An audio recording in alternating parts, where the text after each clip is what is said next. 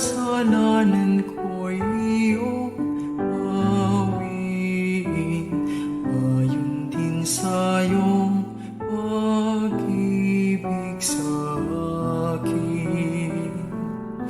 Linisin mo sana ang aking karuhan, at patawarin mo ang aking kasalanan. Sa ngalan ng Ama, ng Anak, at ng Espiritu Santo. Amen. Sumainyo ang Panginoon. At sumainyo rin. Mga kapatid, naranasan nyo na ba na gumagawa ka na nga ng mabuti, ikaw pa ang ginagawang masama?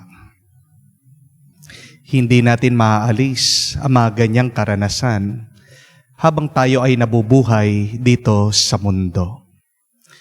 When God gives you a mission, there is sure to have oppositions. Pero tayo dapat ay magalak. Dahil pag natalo mo at nalampasan mo anuman ang balakid at hadlang sa iyong buhay, alam mo, ikaw ay aangat, aasenso, at pagpapalain ng Diyos. Ano ang mga balakid ng iyong buhay ngayon? Ipagdasal natin, angat natin sa Diyos. Tayo'y humiling minsan pa ng lakas na malabanan natin ang mga masama na nangyayari ngayon sa ating buhay. Makinig tayo sa Diyos para muli magkaroon tayo ng panibagong lakas. Sa mga pagkakataon na hinayaan natin ng masama siyang magwagi, kaya nasira ang ating loob, hilingin muli natin ang awa ng Diyos para maging karapat-dapat tayong makatanggap sa mga banal na misteryo. Inaamin ko Sa makapangyarihang Diyos at sa inyo mga kapatid na lubha akong nagkasala sa isip, sa salita, sa gawa, at sa aking pagkukulang, kaya'y sinasamo ko sa mahal na Birheng Maria, sa lahat ng mga anghel at mga banal at sa inyo mga kapatid, na ako'y panalangin sa Panginoong ating Diyos. kaawaan tayo na makapangyarihang Diyos, patawarin tayo sa ating mga kasalanan, at patnubayan tayo sa buhay na walang hanggan. Amen.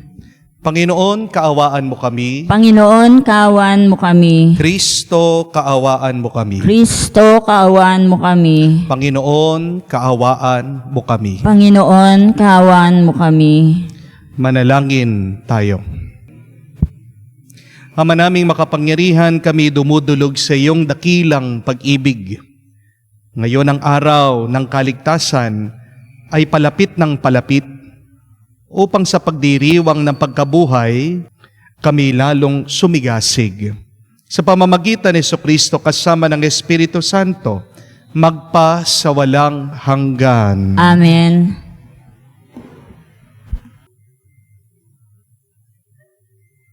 Pagbasa mula sa aklat ni Propeta Jeremias, sinasabi ng Panginoon, inutusan ko ang mga tao na sumunod sa akin upang sila'y maging bayan at ako naman ang Diyos nila. Sinabi kong mamuhay sila ayon ng pinag-uutos ko at sila'y mapapanuto. Ngunit hindi sila tumalima. Ayaw nilang makinig sa akin. Sa alip, ginawa nila ang balang maibigan at lubusang nagpakasama sa alip na magpakabuti. Mula nang lumabas sa ito ang inyong mga ninuno, hanggang sa araw na ito, patuloy akong nagsugo ng aking mga alipin, ang mga propeta, subalit hindi ninyo sila pinakinggan ni pinangalagahan. Nagmatigas kayo at masaol pa ang ginawa ninyo kaysa ginawa ng inyong mga ninuno. Jeremias, sasabihin mo ang lahat ng ito sa kanila, subalit hindi sila makikinig sa iyo. Tatawagan mo sila, ngunit hindi ka nila papansinin. Kaya ganito ang sabihin mo sa kanila, Narito ang bansang ayaw makinig sa tinig ng Panginoon na kanilang Diyos at ayaw ituwid ang kanilang landas. Naglaho na sa kanila ang katotohanan at di man lamang nababanggit. Ang salita ng Diyos. Salamat sa Diyos. Panginoon, inyong dinggin, huwag niyo sanang salungatin. Panginoon, iyong dinggin, huwag niyo sanang salungatin. Tayo ay lumapit sa ating Panginoon. Siya ay awitan, ating papurihan, ang batong kublihan natit kalakasan. Tayo ay lumapit sa kanyang harapan na may pasalamat. Siya ay purihin ng mga awiting may tuwa at galak. Panginoon, iyong dinggin, huwag ninyo siyang salungatin. Tayo ay lumapit sa kanya'y sumamba at magbigay galang. Lumuhod sa harap nitong Panginoon sa ating lumalang. Siya ang ating Diyos. Tayo ay kalinga niyang mga irang, mga tupa tayong inalagaan. Panginoon, iyong dinggin, huwag niyo siyang salungatin. Ang kanyang salita ay aking pakinggan. Iyang inyong puso huwag patigasin. Tulad ng ginawa ng iyong magulang na nasa Meriba, sa ilang ng masa. Ako ay tinuksot, doon ay sinubok ng inyong magulang. Bagamat nakita ang aking ginawang, sila nang nakinabang. Panginoon, iyong dinggin, huwag niyo siyang salungatin.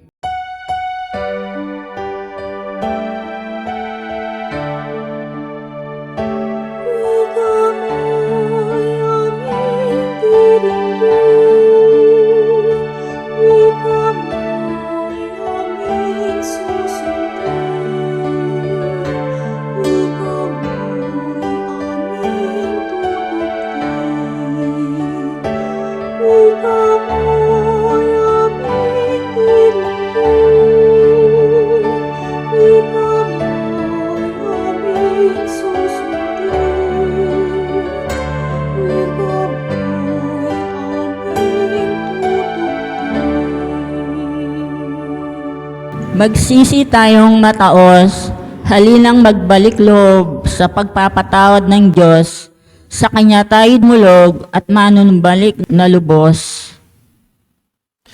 Sumainyo ang Panginoon. At sumainyo rin. Ang mabuting balita ng Panginoon ayon kay San Lucas. Papuri sa iyo, Panginoon. Nung panong yun, pinalayas ni Jesus ang isang demonyong sanhi ng pagkapipi ng isang lalaki. At ito'y nakapagsalita mula noon. Naggilalas ang mga tao, ngunit may ilan sa kanila ang nagsabi, si Beelzebul na prinsipe ng mga demonyo ang nagbigay sa kanya ng kapangyarihang magpalayas ng mga demonyo. May iba namang nais siyang subukin, kaya't nagsabi, magpakita ka ng kababalaghang magpapakilala na ang Diyos ang sumasa inyo. Ngunit batid ni Jesus ang kanilang iniisip, kaya't sinabi sa kanila, babagsak ang bawat kahariang mahahati sa magkakalabang pangkat at mawawasak ang mga bahay roon. Kung maghihimagsik si Satanas laban sa kanyang sarili, paano mananatili ang kanyang kaharian? Sinasabi ninyong nagpapalayas ako ng mga demonyo sapagkat binibigyan ako ni Beelzebul ng kapangyarihan nito. Kung ako'y nagpapalayas ng mga demonyo sa pamamagitan ni Beelzebul, sino naman ang nagbibigay ng kapangyarihan sa inyo, mga tagasunod, na makagawa ng gayon? Sila na rin ang nagpapatunay na maling-mali kayo. Ngayon, kung ako'y nagpapalayas ng mga demonyo sa pamamagitan ng kapangyarihan ng Diyos, nangangahulugang dumating na sa inyo ang paghahari ng Diyos. Kapag ang isang taong malakas at nasasandatahan ay nagbabantay ng kanyang bahay, malayo sa panganib ang kanyang ari-arian. Ngunit kung sasalakayin siya at talunin ng isang taong higit na malakas, sasamsamin nito ang mga sandatang kanyang inaasahan at ipapamahagi ang ari-ariang inagaw. Ang hindi panig sa kanya ay laban sa kanya. Ang nagkakalat, ang hindi tumutulong sa aking mag-ipon. Mga kapatid, ang mabuting balita ng ating kaligtasan. Pinupuri ka naming Panginoong Hesukristo. Magandang araw po muli sa inyong lahat. Ano po ang nararamdaman niyo pag merong taong ayaw sa inyo? Ano ang nararanasan niyo pag merong taong naninira sa inyo? Nalulungkot ba kayo? Nagagalit? Nag-aalala?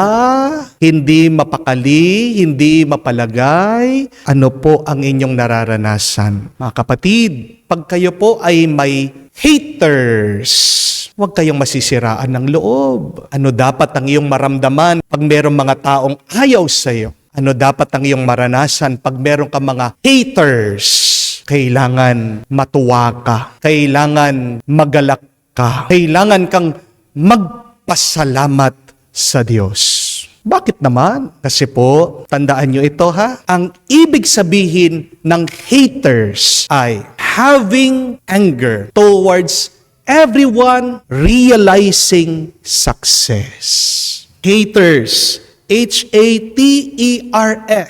Having anger towards everyone realizing success. Bakit merong kang haters? Bakit merong taong galit sa iyo? Bakit taong merong nagbababa sa iyo? Kasi umaangat ka na. Kasi umuunlad ka. Kasi merong mabuting nangyayari sa iyong buhay. May naiinggit sa iyo. Amen? Anong kasabihan natin sa Tagalog? Ang mabungang puno binabato. Mga kapatid, huwag kang magpapaapekto sa mga nambabato sa iyo. Pag binato ka, kunin mo yung mga bato nila at gamitin mo yan. Pundasyon. Itayo mo dyan ang iyong estatwa, ang iyong rebulto. Itayo mo dyan ang iyong bahay. Yan ang pundasyon ng iyong tagumpay. Amen? Hindi naiiba si Jesus sa atin. Kahit ang ating Panginoon, narinig nyo naman po, gumagawa na ng mabuti, nagpaalis ng demonyo dito sa taong sinaniban. Aba, siya pa ang sinisiraan. Siya na nga ang nagpagaling. Siya pa ang ginawang masama. Ano ang sabi nila? Nagpapaalis daw siya ng demonyo dahil demonyo siya. Hindi po ba katawa-tawa yun? Sabi ng ating Panginoon, nilalabanan ko na nga ang masama. Sasabihin nyo, ako ay masama. Mga kapatid, yan ang malungkot na katotohanan. Yan ang natural ng buhay. Pag meron kang ginagawang mabuti, ikaw pa ang gagawing masama. Pero ang tanong, bakit kaya? Yan ang pamamaraan ng demonyo. Remember, my dear friends, when we do a mission, there will always be an opposition. Asahan natin yan, mga kapatid. Pag tayo ay umaakyat sa buhay, umaangat sa buhay, siguradong merong magbababa sa atin. Ang kasabihan nga ay, new levels, new devils. Kayo po mga mahilig na nag-games, hindi po ba? Pag natatapos nyo yung isang level, meron at merong kaaway. Pero paano ka lalakas? Paano ka magle-level up kung hindi mo lalabanan at tatalunin yung kalaban? Sa bawat baitang ng ating buhay, sa anuman sitwasyon ng ating karanasan, meron at merong demonyo.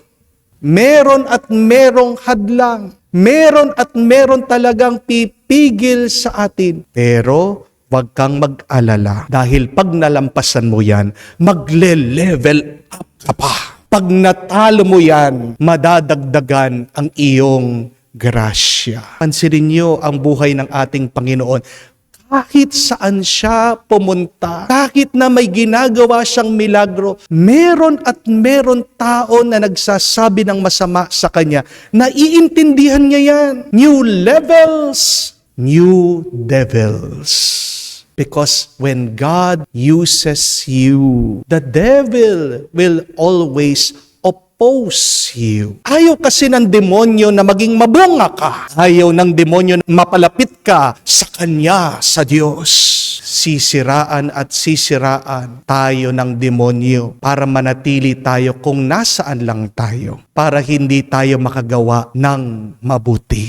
Sino mga demonyo sa buhay mo? Sino mga hadlang sa buhay mo? Sino mga nagbababa sa iyo? Katrabaho mo? Naiinggit lang sa iyo yan. Nakikita kang threat kasi natatakot na ma-promote ka. Kapitbahay mo, nakikita niya kasi masaya ka sa pamilya mo. Ka-church mo, baka naiinggit kasi ang galing mong mag-serve. O baka close ka kay Father. Sino ang demonyo sa buhay mo? Kaibigan mo? Ka-brother mo? Ka-sister mo? Best friend mo? Baka mas maganda ka sa kanya. Baka mas gwapo ka. Insecure sila sa iyo. Mga kapatid, huwag mong hahayaan ng mga demonyong ito ang magiging hadlang sa iyong paglago. Ayaw kanilang magtagumpay. Pero labanan mo sila. Magpatuloy ka. Maging tapat ka sa misyon na pinapagawa ng Diyos sa iyo. Ang demonyo, mga kapatid, tandaan niyo po ito. Alam niya ang pangalan natin, pero tinatawag tayo sa ating mga kasalanan. Pero ang Diyos, alam niya mga kasalanan natin, pero palagi tayong tinatawag sa ating mga pangalan. Ang gusto ng demonyo, mahiya tayo sa Diyos. Ang gusto ng masama, masiraan tayo ng loob. Pero ang Diyos, dahil mahal niya tayo, gusto niya palagi na lumago ang ating buhay. Ayaw ng Diyos na tayo mapalayo sa Kanya. Kaya nga ang Diyos, kahit na alam niya yung mga pagkakasala mo, pinapatawad Kanya. Makinig tayo sa boses ng Diyos.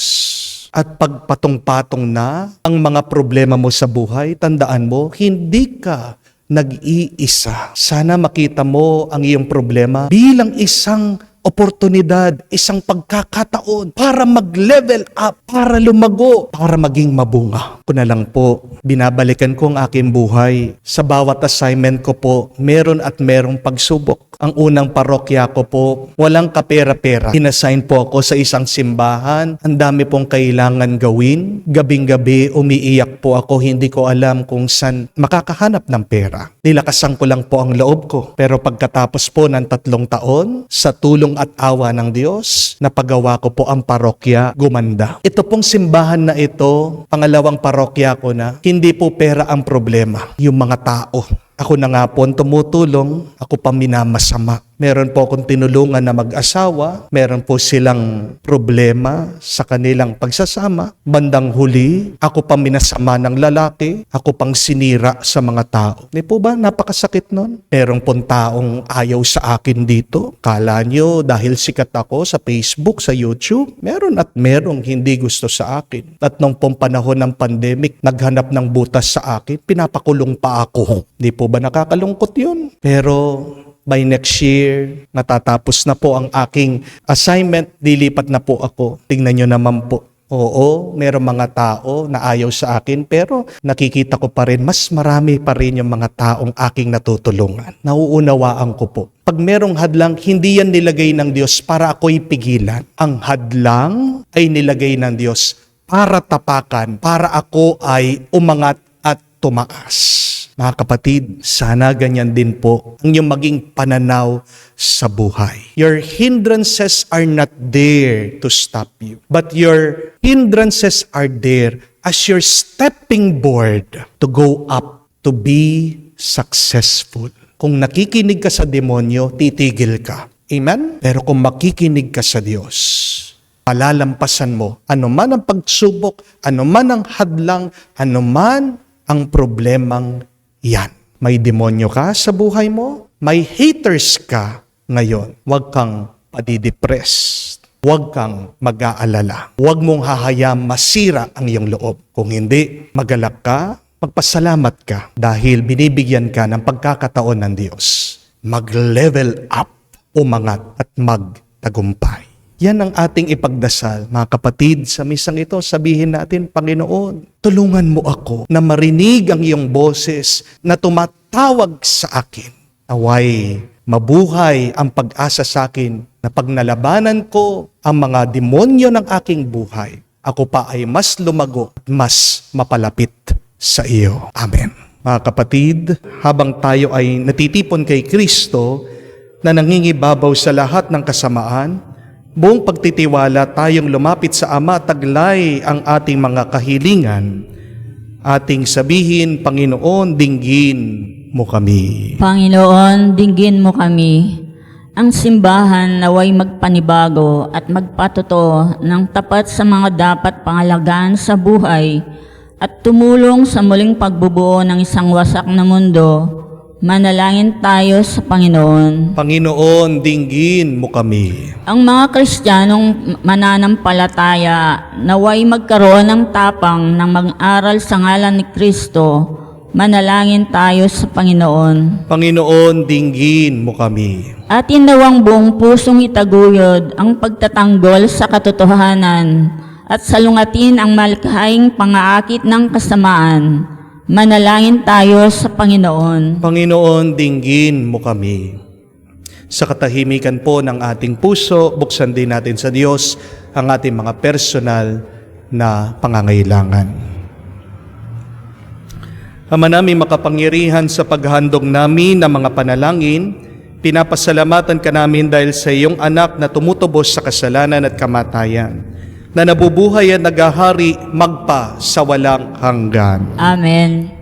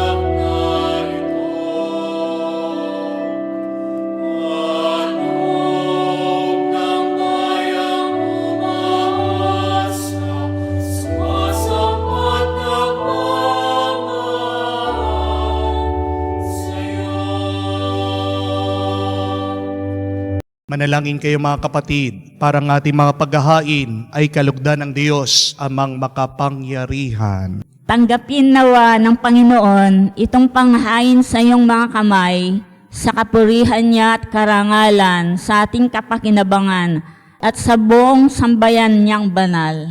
Ama naming lumikha, upang ang iyong kalugdan, ang aming mga alay, dalisayin mo kami sa lahat ng kasalanan, at huwag mong ipahintulot na kami masilaw ng kinang na mga huwad na kaligayahan.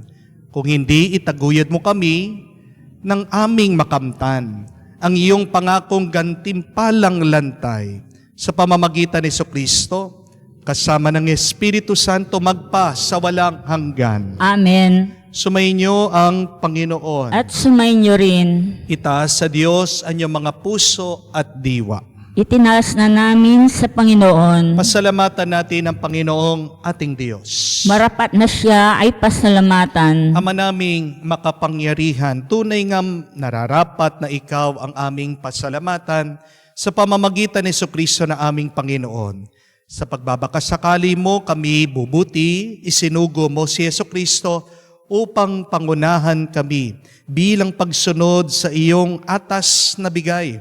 Pinapahayag ng iyong anak ang iyong kalooban ng mga apit dukha ay kanyang damayan. Ngayon, ang iyong inihahandog ang pagkakataong aming maisaloob, ang kanyang ganap at kusang paglilingkod, upang sa iyo'y laging kami makasunod. Kaya kaisa ng mga anghel na nagsisiawit ng papuri sa iyo, nang walang humpay sa kalangitan kami nagbubunyi sa iyong kadakilaan. Santo, Santo, Santo, Panginoong Diyos, Napupuno ang langit at lupa ng kadakilaan mo. Hosana, Hosana, Hosana sa kaitaasan. Hosana, Hosana, Hosana sa kaitaasan.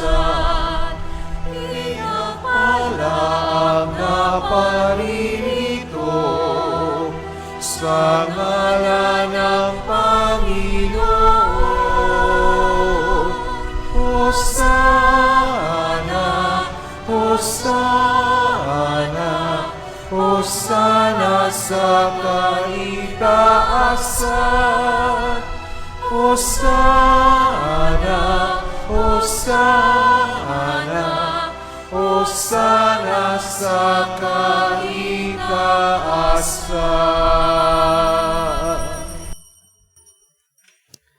Ama naming banal, ikaw ang bukal ng tanang kabanalan.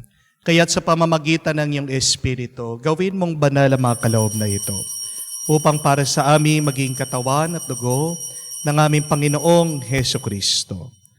Bago niya pinagtiis ang kusang loob na maging handog, hinawakan niyang tinapay, pinasalamatan kanya. Pinaghati-hati niya iyon, inabot sa kanyang malagad at sinabi, "Tanggapin ninyong lahat ito at kanin. Itong aking katawan ay hahandog para sa inyo."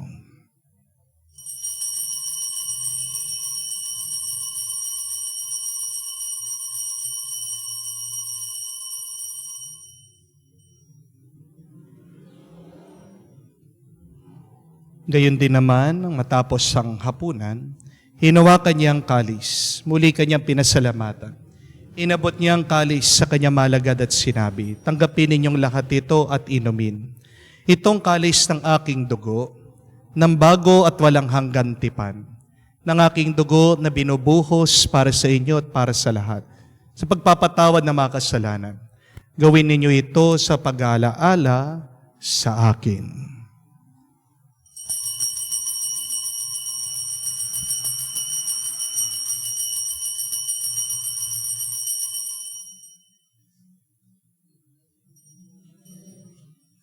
Ang misteryo ng pananampalataya. Si Kristo'y namatay, si Kristo'y nabuhay, si Kristo'y babalik sa wakas ng panahon. Ama, ginagawa namin ngayon ang pag-alaala sa pagkamatay at muling pagkabuhay ng iyong anak. Kaya tiniyalay namin sa iyo ang tinapay nagbibigay buhay at ang kalis na nagkakaloob ng kaligtasan. Kami nagpapasalamat dahil kami yung minarapat na tumayo sa harap mo para maglingkod sa iyo.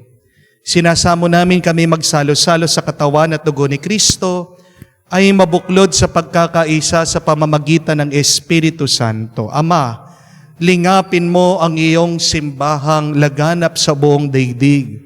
Puspusin mo kami sa pag-ibig. Kaysa ni Francesco, aming Papa, Florentino, aming Arsobispo, at ng Tanang Kaparian. Alalahanin mo rin ang aming mga kapatid na nahihimlay, may pag-asang muling mabubuhay. Gayon din lahat ng mga pumanaw. Kawan mo't sila't patuloyin sa iyong kaliwanagan. Kawan mo't pagindapatin kaming lahat na makasalo sa buhay na walang wakas. Kaisa na mahal na Birhen Maria, Ina ng Diyos, kaisa na mga apostol, lahat ng mga banal, na namumuhay dito sa daigdig na kalugod-lugod sa iyo. May pagdiwang nawa namin ang pagpupuri sa kararangal mo sa pamamagitan ng iyong anak aming Panginoong Heso Kristo.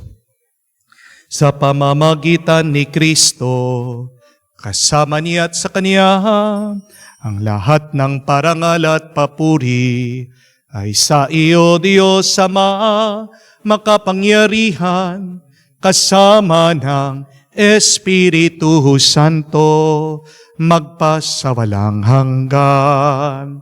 Amen, amen, amen.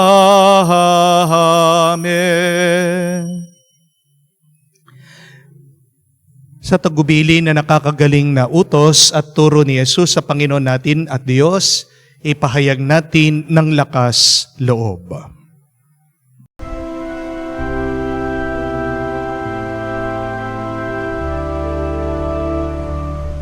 Ama namin, sumasalangit ka,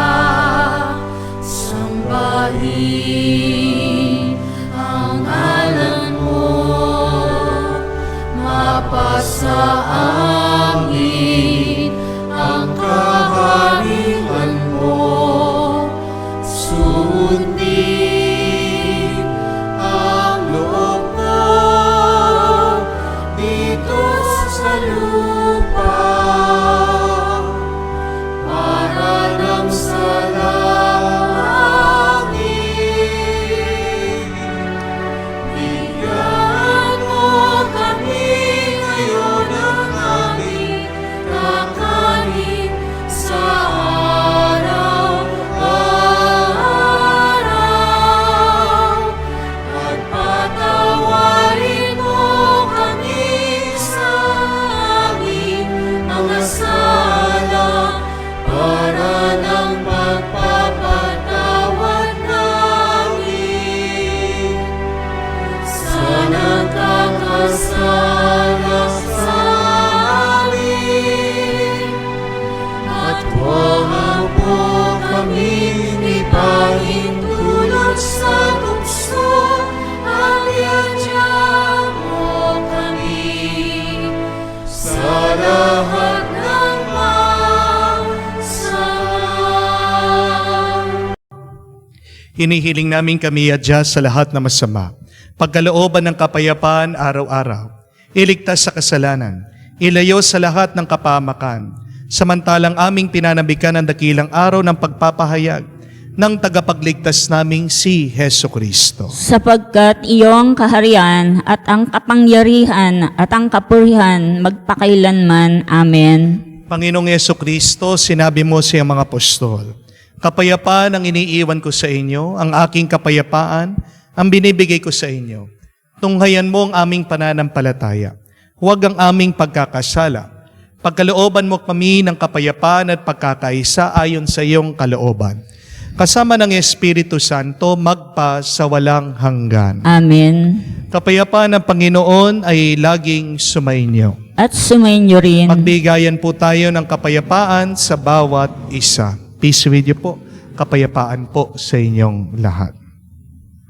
Kordero ng Diyos, Diyos, nagalis ng mga kasalanan ng sanlibutan, maawa ka sa amin. Kordero ng Diyos na nagalis ng mga kasalanan ng sanlibutan, maawa ka sa amin. Kordero ng Diyos na nagalis ng mga kasalanan ng sanlibutan, ipagkaloob mo sa amin ang kapayapaan. mga kapatid, naririto ang ating Panginoong Jesucristo, ang Kordero ng Diyos, nag-aalis sa mga kasalanan ng sanlibutan. Mapalad tayo na lumalapit sa piging ng Kordero. Panginoon, hindi ako karapat-dapat na magpatuloy sa iyo, ngunit sa isang salita mo lamang ay gagaling na ako.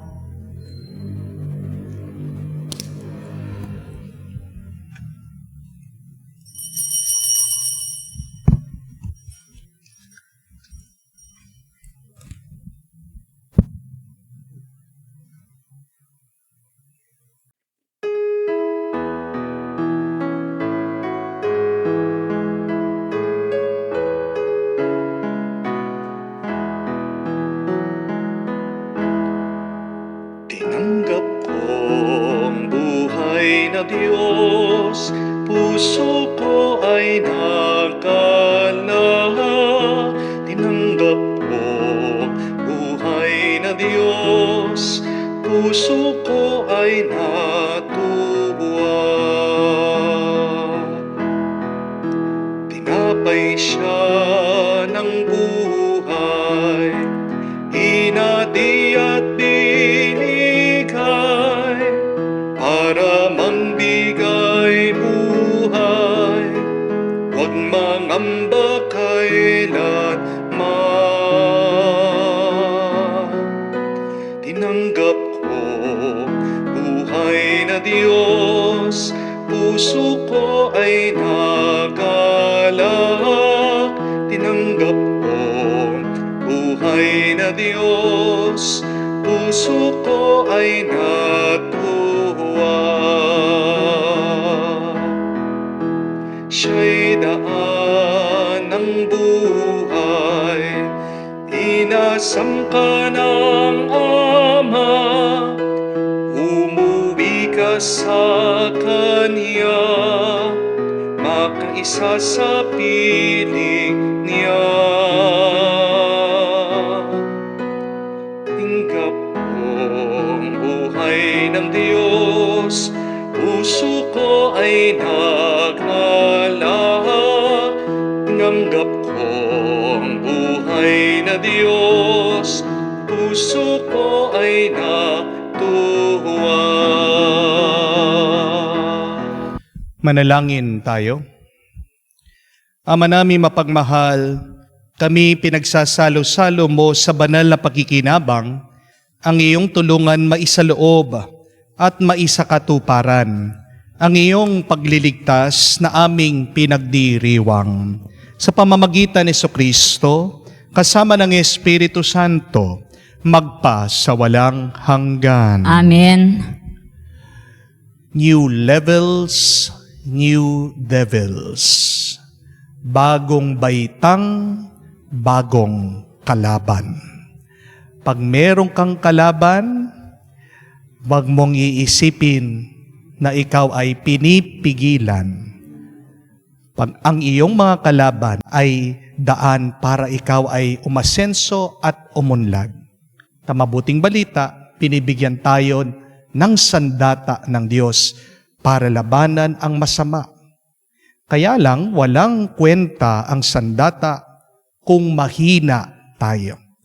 Kaya kailangan din, mga kapatid, palakasin niyo po ang inyong mga kaluluwa, ang inyong mga espiritu, para huwag magwagi ang masama sa inyong buhay. Ang pamamaraan para lumakas ang ating kaluluwa, 3 bagay binibigay sa atin ng Kwaresma: ang pagkakawang gawa, almsgiving, ang pag-aayuno, fasting, at ang panalangin. Pinagdarasal ko po, nabigyan nyo ng panahon, palakasin ang inyong mga espiritu. Huwag kayong magpatalo sa masama. Pag nagwagi kayo, kayo ay lalong pagpapalain ng Diyos.